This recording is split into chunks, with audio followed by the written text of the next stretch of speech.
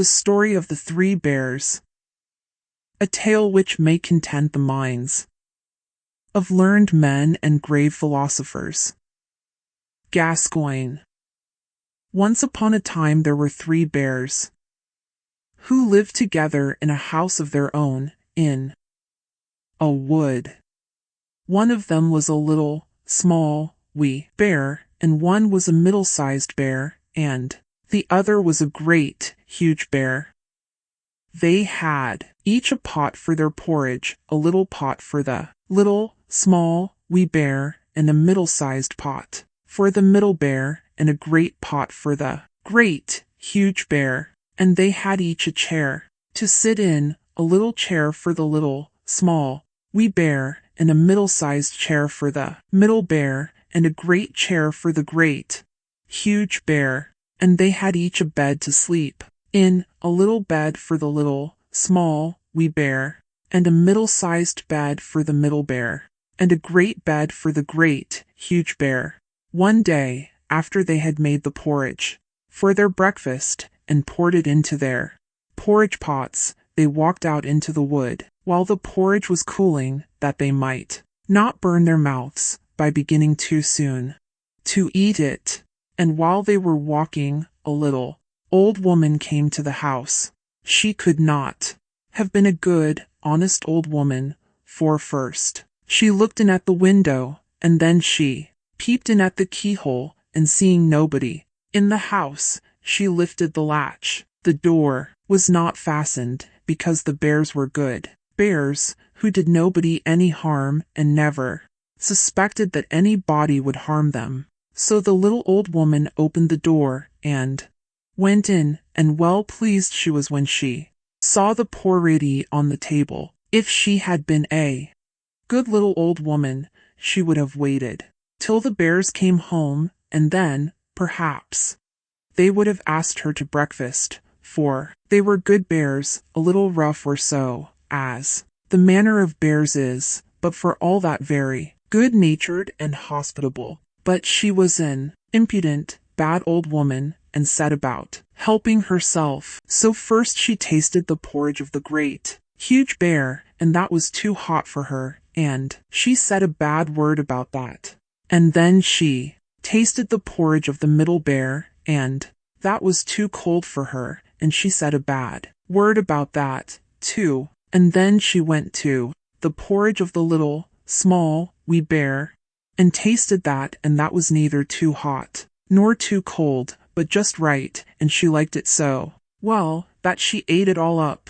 But the naughty old woman said a bad word about the little porridge pot, because it did not hold enough for her. Then the little old woman sate down in the chair of the great huge bear, and that was too hard for her. And then she sate down in the chair of the middle bear, and that was too soft for her. And then she sate down in the chair of the little, small, wee bear, and that was neither too hard nor too soft, but just right. So she seated herself in it, and there she sate till the bottom of the chair came out, and down came hers, plump upon the ground. And the naughty old woman said a wicked word about that too. Then the little old woman went upstairs into the bedchamber in which the 3 bears slept. And first she lay down upon the bed of the great, huge bear, but that was too high at the head for her. And next she lay down upon the bed of the middle bear, and that was too high at the foot for her. And then she lay down upon the bed of the little, small, wee bear, and that was neither too high at the head nor at the foot, but just right. So she covered herself up comfortably, and lay there till she fell fast asleep. By this time the 3 bears thought their porridge would be cool enough, so they came home to breakfast. Now the little old woman had left the spoon of the great, huge bear standing in his porridge. "Somebody has been at my porridge," said the great, huge bear in his great, rough, gruff voice. And when the middle bear looked at his, he saw that the spoon was standing in it, too. They were wooden spoons. If they had been silver ones, the naughty old woman would have put them in her pocket. Somebody has been at my porridge, said the middle bear in his middle voice. Then the little, small, wee bear looked at his, and there was the spoon in the porridge pot, but the porridge was all gone. Somebody has been at my porridge, and has eaten it all up, said the little, small, wee bear in his little, small, wee voice. Upon this the three bears, seeing that some one had entered their house, and eaten up the little, small, wee bear's breakfast, began to look about them. Now the little old woman had not put the hard cushions straight when she rose from the chair of the great, huge bear. Somebody has been sitting in my chair, said the great, huge bear in his great, rough, gruff voice, and the little old woman had squatted down the soft cushion of the middle bear. Somebody has been sitting in my chair, said the middle bear in his middle voice.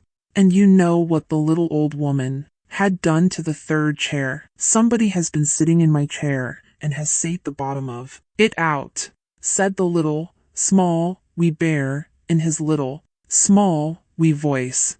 Then the three bears thought it necessary that they should make farther search, so they went upstairs into their bedchamber.